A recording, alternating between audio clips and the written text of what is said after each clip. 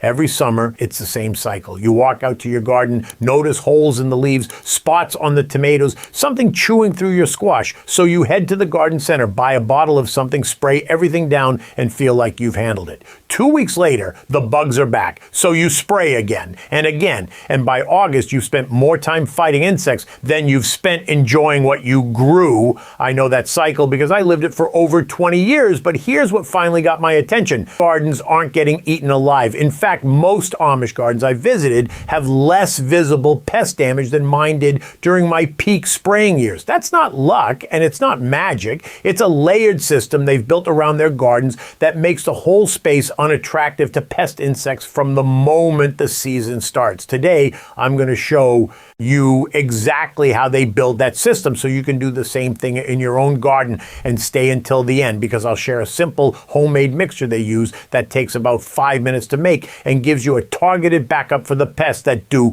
manage to get through. Here's what changed things for me. I spent years thinking about pest control as a reaction. Bug shows up, I respond. That's how most of us were taught, and it works in the moment, but it never actually solves the problem. The bugs always come back because nothing about the garden changed. Then I started paying attention to how Amish gardeners set up their growing space, and I noticed something. Their gardens are designed from the ground up to discourage insects before they ever land on a leaf. Once I understood that the game isn't about killing bugs, but about making your garden a place bugs don't want to be, everything shifted.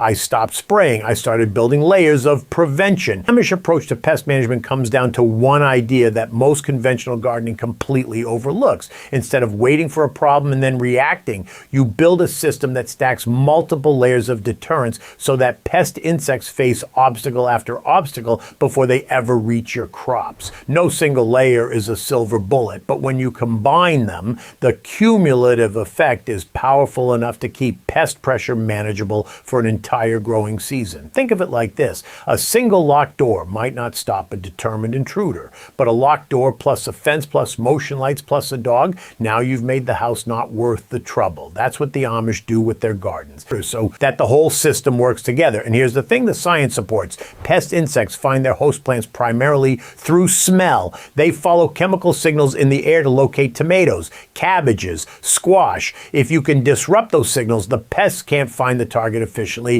That's the core principle. Let me show you how each layer works. The first layer of the Amish pest barrier starts at ground level with something most gardeners already have access to but don't use strategically: thick organic mulch. I'm talking 3 to 4 inches of straw, shredded leaves, or grass clippings covering every inch of exposed soil between and around your plants. Most people mulch to retain moisture and suppress weeds, and it does both of those things beautifully, but the Amish also use it as a physical pest barrier, and the science backs them up. Squash bugs lay their eggs at the base of plants. On exposed ground, flea beetles overwinter in the top inch of soil and emerge in spring. Colorado potato beetles pupate in the soil. Cutworms hide in bare dirt during the day and come out at night to sever seedling stems. A thick layer of mulch disrupts all of these cycles. It creates a physical barrier between the pest and the soil surface they need for laying eggs, hiding, and completing their development. The Amish put their mulch down thick and early, ideally within a week or two of transplanting, or as soon as direct sown seedlings are a few inches tall. You want at least 3 inches of depth, and 4 is better. Straw is the traditional Amish choice because it's cheap, available in bulk, and breaks down slowly enough to last the season. Keep the mulch pulled about 2 inches back from plant stems to avoid moisture sitting against the base, which can invite rot. But everywhere else, cover the ground completely. I made the switch from bare soil between my rows to full straw mulch about 5 years ago, and the reduction in squash bug pressure alone was worth the effort. I went from picking dozens of eggs off the base of my plants every week to finding barely a handful all season. The second layer, and the one that really defines the Amish approach, is the aromatic border. This is where most people have heard of using marigolds or basil near the garden, but haven't seen it done at the scale and density that actually makes a difference. Here's the distinction.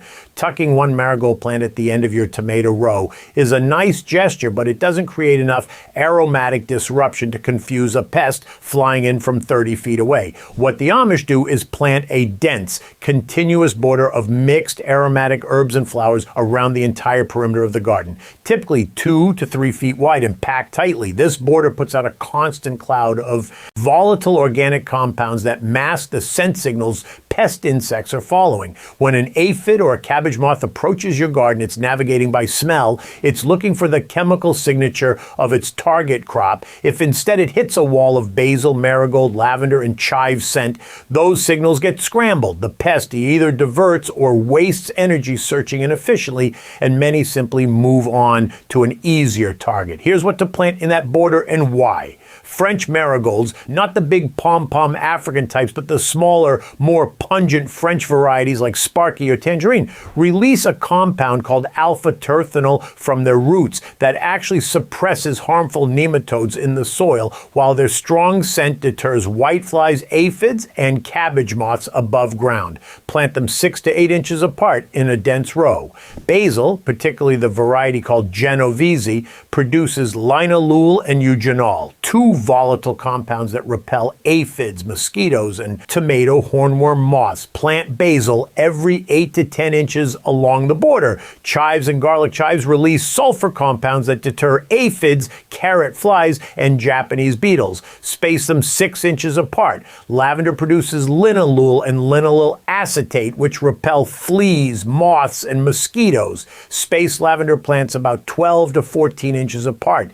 Catnip has been shown in research at Iowa State University to be roughly 10 times more effective at repelling mosquitoes than commercial DEET, and it also deters flea beetles, aphids, and squash bugs. Space it about 12 inches apart and be aware it can spread aggressively, so a border location where you can contain it is ideal. Nasturtiums serve a dual role. They deter whiteflies and squash bugs through their peppery scent, and they attract aphids to themselves and away from your main crops, acting as a trap crop. Space them 8 to 10 inches apart. The key is density and diversity. You're not planting a decorative border. You're planting an aromatic wall. Mix these species together so that the scent profile is complex and continuous with no gaps where a clear crop signal could leak through.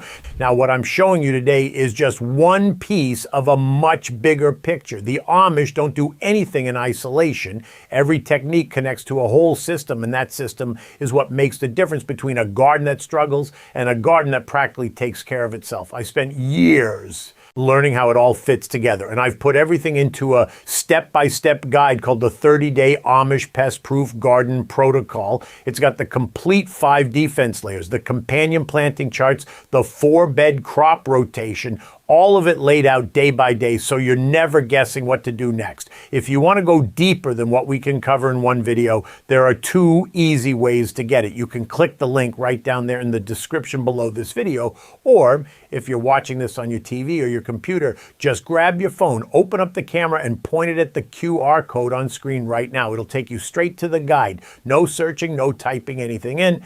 All right, let's keep going. The border handles the perimeter, but the Amish don't stop there. Inside the garden beds themselves, they use companion planting as an interior layer of defense. This is simpler than the border because you're just tucking a few strategic plants among your crops rather than building a full planting. The principle is the same. Aromatic plants placed close to vulnerable crops mask their scent and make it harder for pests to zero in. Here are the pairings the Amish rely on most. Basil planted every 2 to 3 feet throughout your tomato beds deters tomato hornworm moths and aphids. The moths locate tomato plants by scent to lay their eggs, and basil disrupts that signal right at the source. Dill and fennel planted near your cabbage family crops attract parasitic wasps and hoverflies, both of which feed on cabbage worms and aphids. One important note on dill, though, it benefits tomatoes when young, but can actually inhibit tomato growth once it matures and goes to flower. So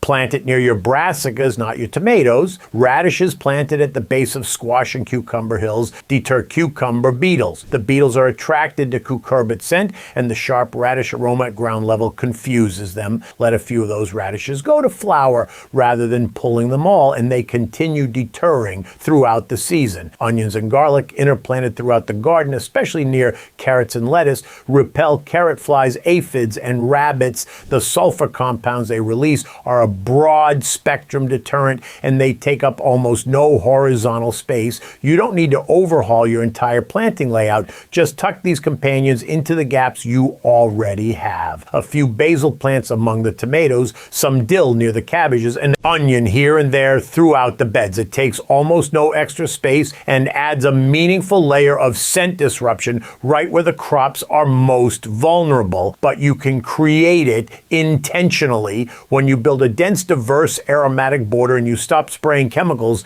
Something happens within a few weeks. Beneficial insects move in: ladybugs, lacewings, parasitic wasps, ground beetles, and hoverflies are all predators that eat the pest you're trying to keep out.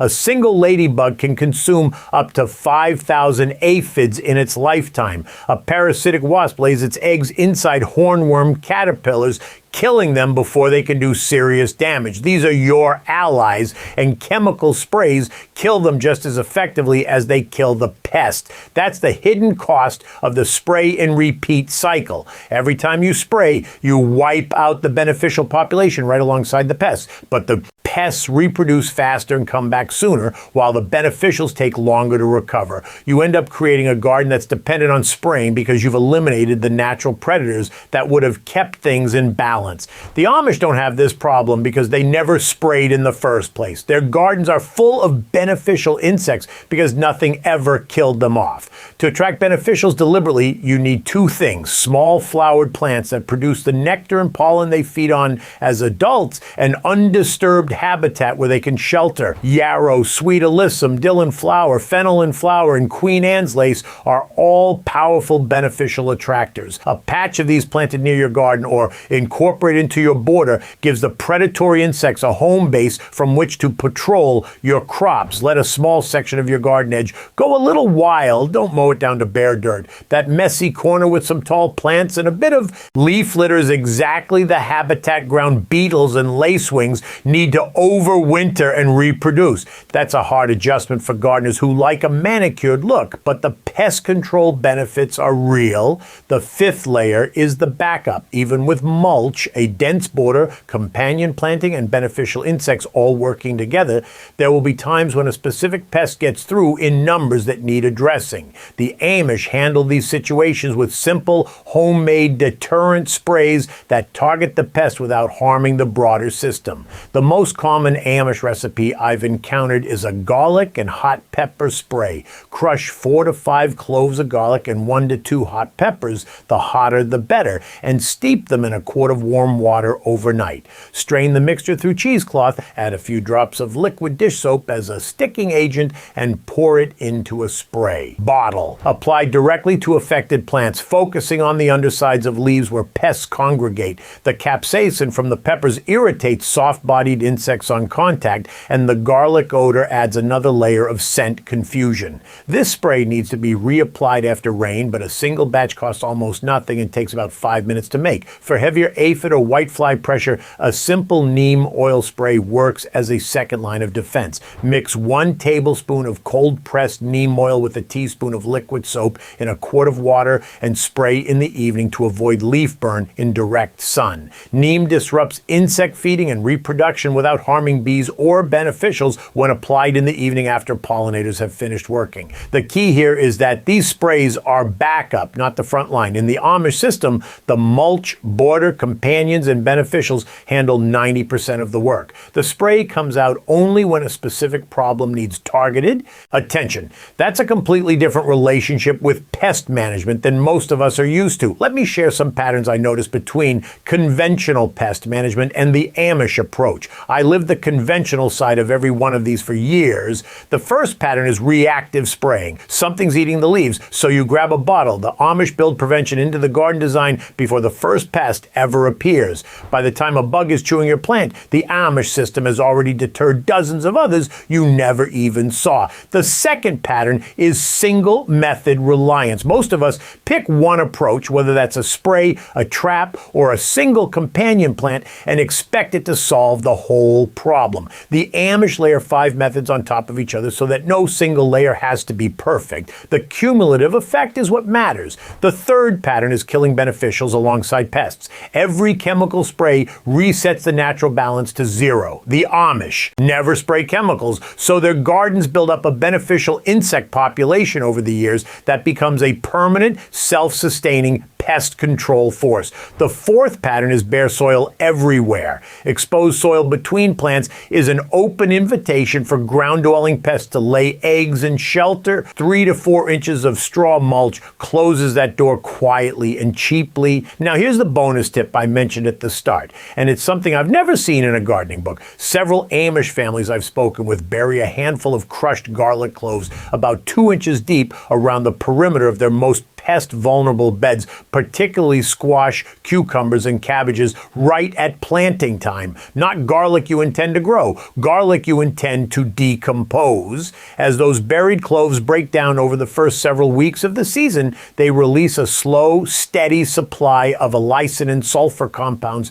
directly into the soil at the garden's edge. Ground-dwelling pests approaching the bed encounter these sulfur compounds in the soil before they ever reach a plant root. I've been doing this for 2 seasons now, specifically around my squash hills, and my squash vine borer pressure has been noticeably lower. Could other factors be involved? Sure. But the Amish families who taught me this have been doing it for decades, and they swear by it. A few cloves of garlic cost next to nothing. Take about 2 minutes to crush and bury, and the potential upside is a full season of below-ground pest deterrence in your most vulnerable beds. That's the kind of low-cost, low-risk addition that's worth trying every single time. Now, what I've shared with you today is a real piece of the puzzle, but it's still just one piece. If you're tired of fighting the same battles every season, if you want a garden that actually works with you instead of against you, then I'd really encourage you to check out the guide I put together. It's called the 30-Day Amish Pest-Proof Garden Protocol, and it's everything I've learned from my Amish neighbors over the last 3 decades,